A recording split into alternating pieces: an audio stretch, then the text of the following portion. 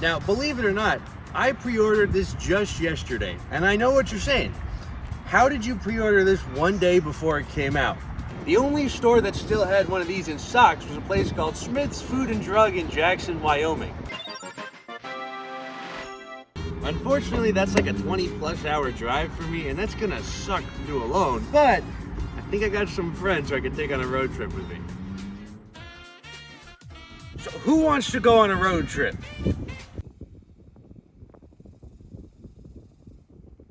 I'm out.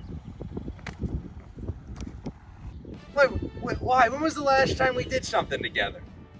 I went to lunch yesterday.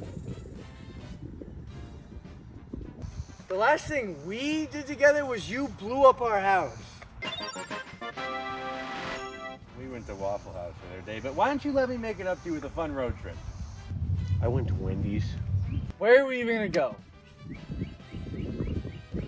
Jackson, Wyoming.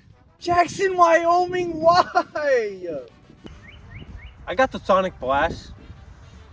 Wait a minute. Come on, Ethan. We can stop at Carhenge this time. Are we actually gonna stop at Carhenge, or are you just gonna point off in the opposite direction and say, hey, what's that? And I'm gonna look over there and I'm gonna miss it. When have I ever done that? I would never do that. I got the groovy sauce. Ruby sauce? I think it's groovy sauce. Yeah, I'm pretty sure it came out with the Sonic Drive-In Groovy Fries that came out on April 18th, 2024, later to be released to the public in May of that same year. No, wait, I got a Baconator. It was from Wendy's.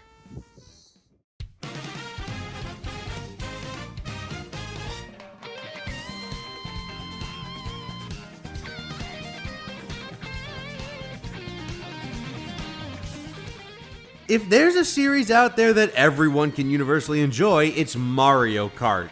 And when I say everyone, I mean everyone. Holy crap. Back in 1992 on the Super Nintendo, Super Mario Kart drove its way into our hearts.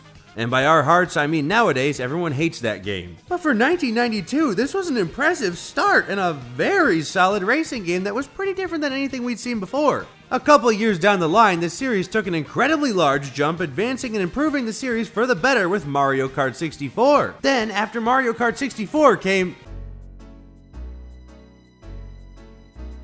After they changed the formula up with Mario Kart Double Dash. Then the series locked into a pretty solid state with DS, Wii, 7, and 8. I mean, Mario Kart Wii and 8 really brought the series to the lengths it's at today. Mario Kart 8 released in 2014 on the Wii U, and it sold...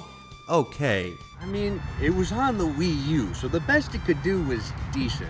Then in 2017, the Nintendo Switch released, and what better way to start off the console than with a Mario Kart? So Nintendo took Mario Kart 8 and gave it a second chance on April 28th, 2017, and oh boy, here are those numbers again. This thing did not stop! I mean, the Nintendo Switch itself sold incredibly, and there's no more perfect game for that console than Mario Kart. But after 8 Deluxe's release in 2017, fans were waiting for a brand new release, and they just kept waiting.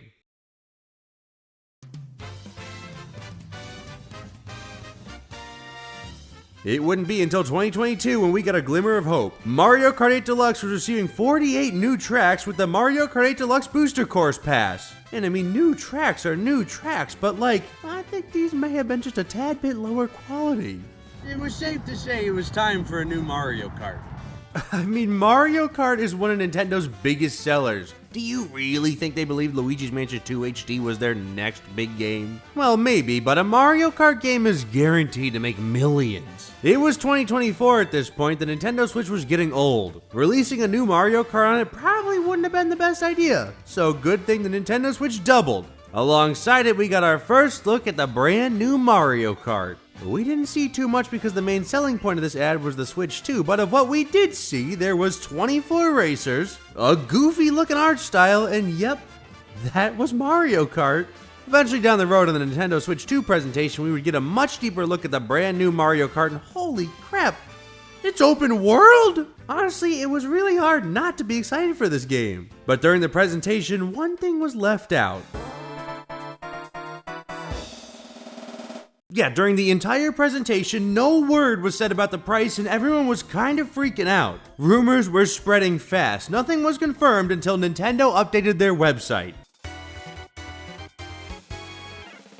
Oh no, we had every right to freak out. Yeah, this caused huge backlash, and rightfully so. I mean, Nintendo made the jump to $70 like the rest of the gaming industry with Tears of the Kingdom, but that didn't mean they had to one-up them and leap straight to $80. This is much worse than it sounds, because Nintendo literally opened the floodgates with this one. The whole industry has just been waiting for someone to make the jump to that price point, and Nintendo just said, screw it, we'll do it. And why on earth is it working? Yeah, up until launch, this game and the Switch 2 received severe backlash. No information could see the light of the day without the comments being flooded with drop the price. It wasn't seeming good for a bit there.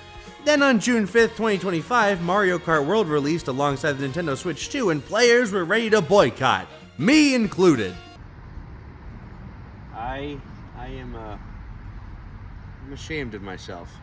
At the time of writing this, the Switch 2 is selling like crazy, Mario Kart World alongside it. And there's an easy answer as to why. I like Mario. I like Mario Kart. Nintendo can treat me like dirt as much as they want, but their funny little plumber will always put a smile on my face. And unfortunately, I will always buy a game that has Mario on it. Does that make this price point justifiable? No, not at all. I would like to live comfortably and play my games, but we don't live in a perfect world. If we did, Chibi Robo would be the face of Nintendo, and I would be the governor of Wisconsin. But we can't all have what we want. Why Wisconsin? Wisconsin is the coastline of 2 of the Great Lakes. Wait a second. Doesn't Michigan border 4 of them? Will you shut up? What do you want from me? I don't care about the Great Lakes. It's a metaphor. Let me riff. Let me have my thing. You know what? Get out of my car! I don't want to go.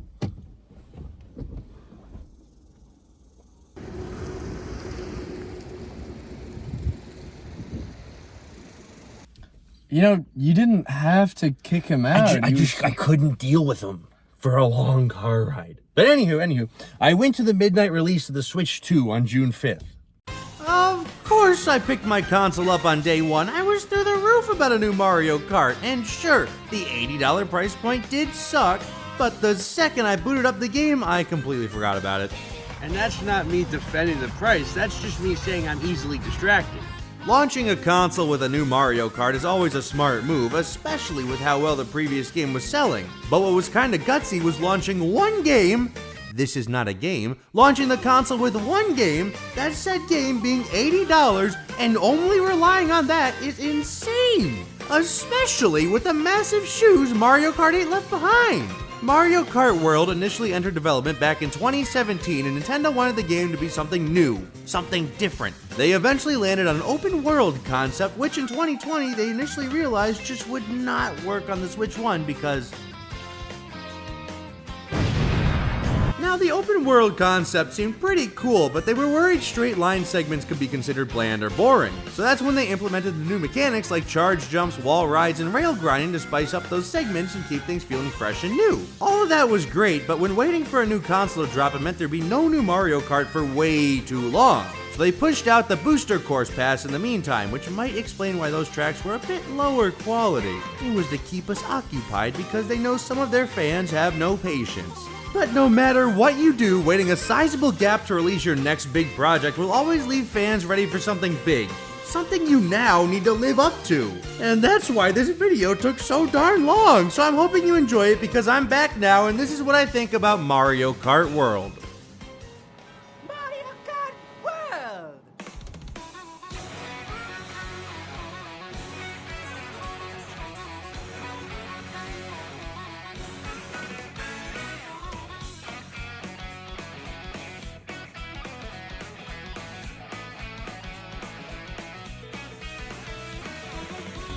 Whoa, what is that? What? What is it? Starting the game up for the first time is an experience. You'll be excited, overwhelmed, and honestly a little bit lost, but the good kind of lost. You may not know where you're going, but you don't even care. The game is packed full of so much personality and charm and is made apparent from the second you boot up the game. Fundamentally, everything boots up pretty similar to 8, but the presentation is nailed here. Everything's just straight up fun. I dove immediately into the Grand Prix because this is the first game to break typical Mario Kart formula. How it normally goes is a player travels through 3 laps of 4 tracks. Whoever places the best in those 4 tracks takes home the gold. This time, due to the transition segments, things are set up a tad bit differently. Players now race through 3 laps of the first track before veering off into the great unknown. And by that, I mean a transition segment in one of the laps of the following track. Oh, and don't forget, instead of 12 players, now you're racing against 24. There truly is a lot to unpack about this game, and it's kinda hard to find a place to start, so I'm gonna start with probably this game's biggest change, the transition segments. This game is open world, and the brand new idea is taking all the racers and driving them from race to race. This makes for the ride being almost as hectic as driving down a normal Texas highway. Holy crap, never mind, it's not even close.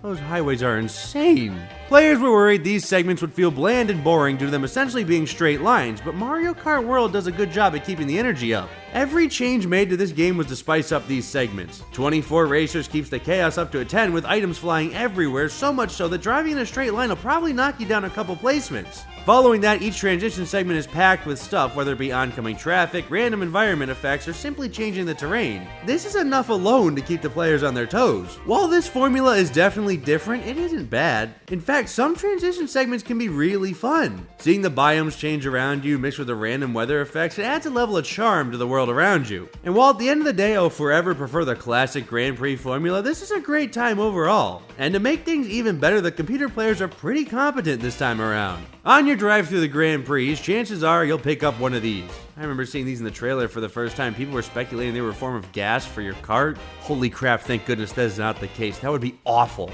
No, instead, these are little boosts you can grab for a quick recovery, but that's not their only purpose. When a player eats one of these, they transform into a different outfit.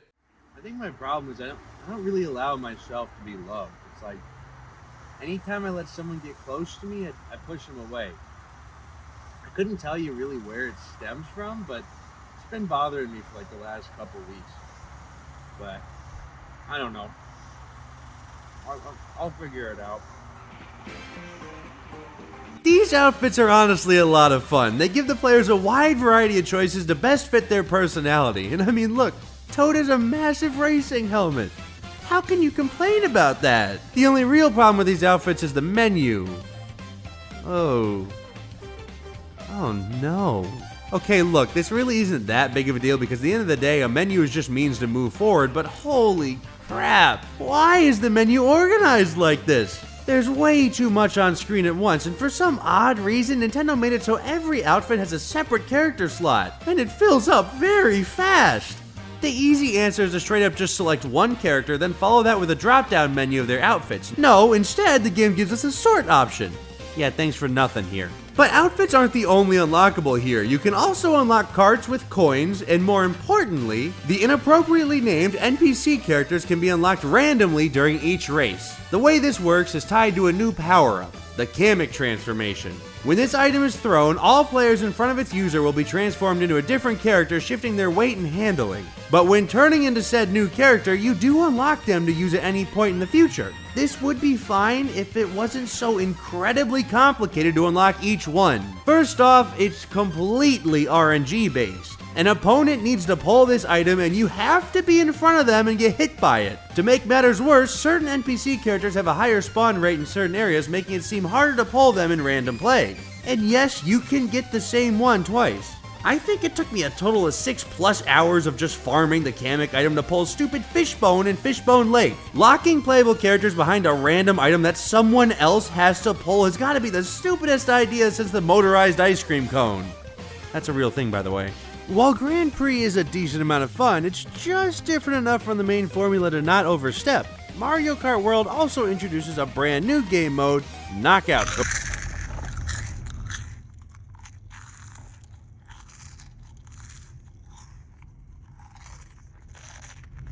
What are you doing? No, I don't want a styrofoam ball of cheese. Well, anyway, while Grand Prix is still a decent amount of fun and just different enough from the main formula to not overstep, Mario Kart World introduces a completely new game mode, Knockout Tour. This puts 24 racers in a last man standing format as you drive cross country and all. Oh, this is the game mode. Each checkpoint, 4 players get dropped off, and it's your goal to hang on as long as possible. This is one of the best additions you can add to an already pretty strong formula. With the chaotic fun of Mario Kart's items and everyone panicking to stay alive each checkpoint, this game mode is excellent. Taking it online makes for one of the most solid Mario Kart game modes out there. If only it lets you join your friends while playing with randoms online, but I'm not going to get into that right now. The only real thing I think they can improve here is letting you create your own routes, to shake things up from time to time. Following Knockout Tour, Battle Mode is back, and what's cool about this one specifically is you can race through the battle maps in the open world. All of them appear in free roam and on certain routes. What's not cool about this is the Battle Mode. Yeah, once again, Battle Mode seems to take back seat. Your speed is locked to a very slow speed in such a giant arena. And all the great game modes from 8 Deluxe have been taken out. You now just have Coin Battle and Balloon Battle. You'd think with 24 players it could be enough to save this thing, but I'll be honest, this feels like an afterthought. It's on the same plane as Mario Kart 8 Wii U's Battle Mode. But like everyone else who plays this game, forget the Battle Mode because this one has free roam. With such a vast and interconnected world, you have the ability to free roam alone or online with friends. Travel the ins and outs of the giant land filled with P-switch missions, question mark pads, and peach medallions, all of which are a treat to hunt down. This might be one of the best ways to reincorporate Mario Kart DS's mission mode. Now you have a series of difficult, tricky challenges to teach the player the brand new mechanics. The only problem with this is that other than the question mark tiles, there is no way of telling where you collected or where you haven't collected these things. That's it. I'm done with the physical map. We're going digital. Yeah, I have no idea where we are either. Digital's probably the way to go. Hold up. Look it up. We're going... Okay, bad news. You get no service. Don't worry too much. It's really not a hard fix. All we gotta do is find a local, ask them where the nearest town is, and we'll be good to go. Our day's getting brighter. There's one right there.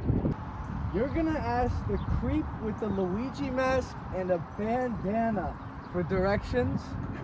Don't judge a book by its cover. I'm sure it's fine. It's just directions. How bad can it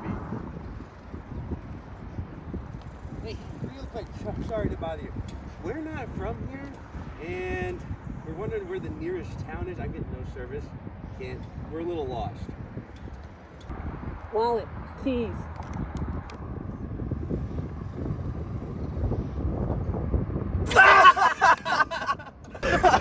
What are you, 4'2"? Shy guy-sized little munchkin trying to ask for our wallets. If you think I'm giving away my Mario Kart Arcade GP save data card, you got another thing coming, Buster. Dude, that can't be serious. oh man. But seriously, where's town? I said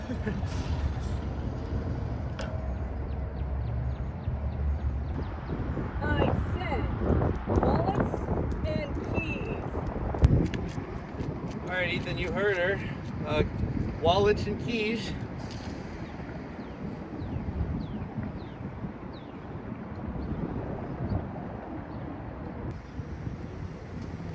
Dude, you really gave up the keys? How are we gonna get the Switch 2 now? Like, I would never fall for that bet. I didn't even give away. I wasn't scared. I had something to do over there. Like, oh man. Oh. Where'd you even go? Dude, you biffed this one. Yeah, no, a checklist would have made this so much better, but honestly, driving around aimlessly here is a lot more fun than it sounds. Free roam is a really great way to learn the tricks and new mechanics of this game. As for the world itself, I hear a lot of people saying it's too empty or boring. Yeah, no, it's really not. I seriously don't get where people were getting this. I was never on team Mario Kart needs an open world, and I still don't believe it does. But if it gets the open world treatment, this is probably how it should be. Not intrusive enough on the gameplay, but still a little time waster. Again though, I will forever be on the not every game needs an open world treatment, And I'll die on that hill. but I won't tangent off on that. I think free roam is solid, and it's a fun little distraction. Mario Kart World also adds 5 power-ups that are brand new to the series. I don't count count this as part of the series. And I think the best thing we can do is run through these as fast as possible. First we have the ice flower, which is just the fire flower but blue, so it's better. Next we have the coin shell, which is a gold shell that drops coins, which ultimately ends up being collected by the entire world except you. Next is the Kamek item. I had bad memories with this one. Then the coin block was added. What's up with all these items giving everyone else coins but me? And finally the hammer item.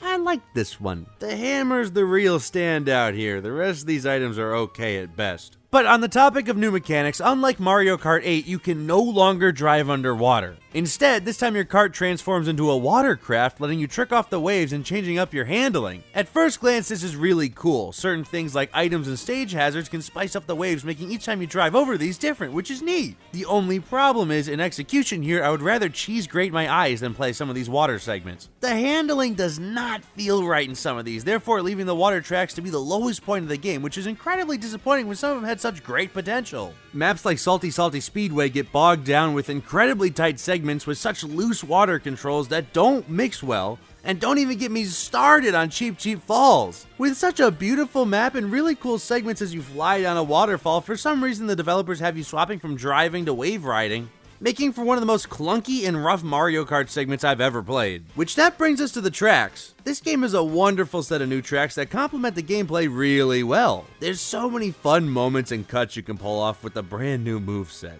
I do think a lot of these tracks can feel real short, but when you have tracks like Boo Cinema and Crown City, it definitely makes up for it. And not to mention the game also seamlessly mixes in retro tracks, some of which are back and just like you remembered, like Airship Fortress, and others like Peach Beach have been completely redone. But this game did the unthinkable. They brought back my beloved.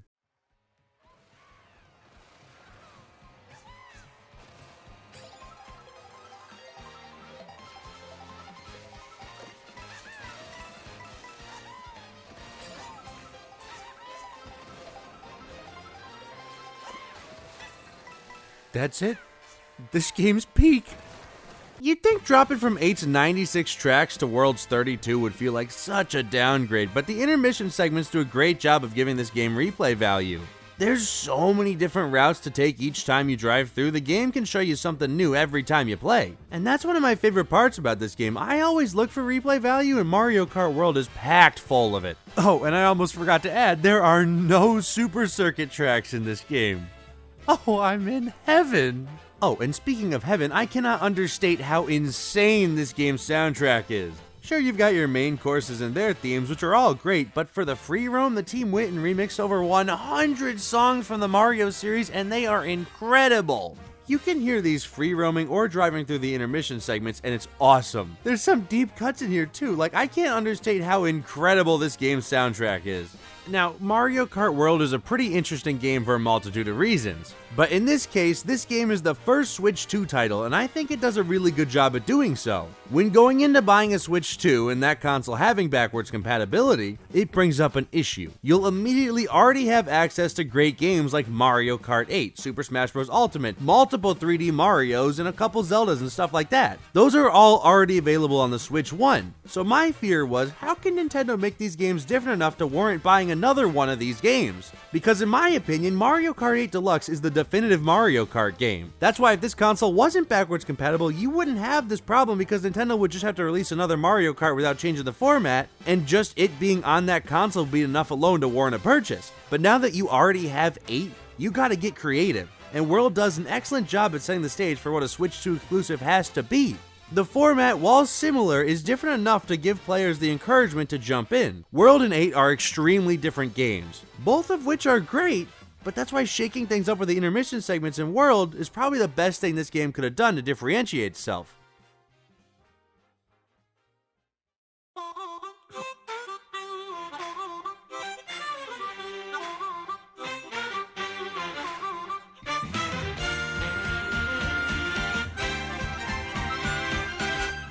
After 10 years, we finally got a brand new Mario Kart game. Yeah, it was a rocky road on the way here, but it was all worth it in the end. Sure, the game's not perfect. Once again, battle mode was forgotten about and the water segments just make me sad. But this game has so much more to offer, and it's just oozing with charm from the wonderful graphics to the incredible soundtrack. This game had big shoes to fill after Mario Kart 8's incredible life and being a launch title for the ever so controversial Nintendo Switch 2.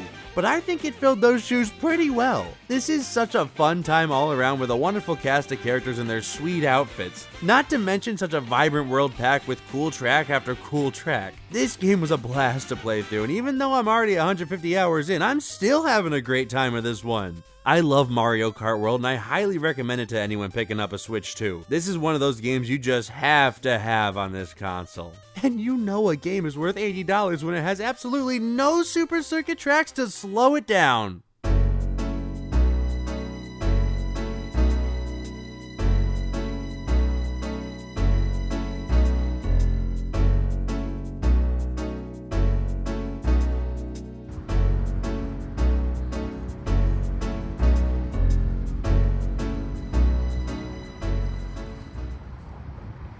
Get the cheese balls. I thought they stole them in the car. We were not. They left the cheese balls. Took the whole car, threw the tin out the window. I don't know. They kind of left them. I mean, what kind of idiot does that? I mean, it's kind of like one solid mash, but like, I like it.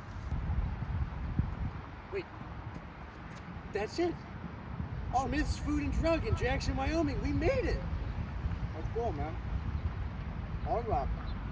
I will take one Mario Kart World Nintendo Switch 2 bundle, please. Wait. They stole my wallet in the car. We came all that way out here for nothing. Oh, no. No. Oh, man. Uh-oh. I guess we got a long walk home. I wonder what happened with Hayden.